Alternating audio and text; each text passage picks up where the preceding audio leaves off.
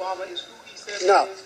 Or do you still think there are legitimate issues? Everything's legitimate. You ask me questions that, frankly, nobody gets angry. The press doesn't get angry. Look, the press is very protective of President Obama. Very protective. They're not protective of me, but they're protective of President Obama. And they're not protective of most other people either, in all fairness. The word is, according to what I've read, that he was a terrible student when he went to Occidental. He then gets to Columbia. He then gets to Harvard. I heard at Columbia wasn't a very good student. He then gets to Harvard. How do you get into Harvard if you're not a good student? Now, maybe that's right or maybe it's wrong. But I don't know why he doesn't release his records. Why doesn't he release his Occidental records? Well, I'll tell you why. Who cares? Because everyone says he was a great student. Well, if he was, that's great. And if he wasn't, that's great. I was a very good student.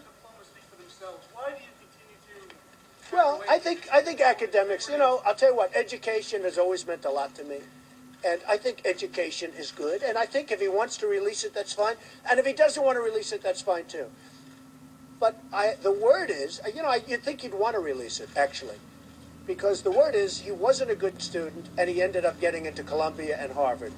And I'd like to know, well, this is what I read written by some of the people in this room. I'd like to know, how does he get into Harvard? How does he get into Columbia if he isn't a good student? It's an interesting thing. Yes? Well, it's not innuendo. I'm just reporting what I read. Hey, I read stuff that you people write.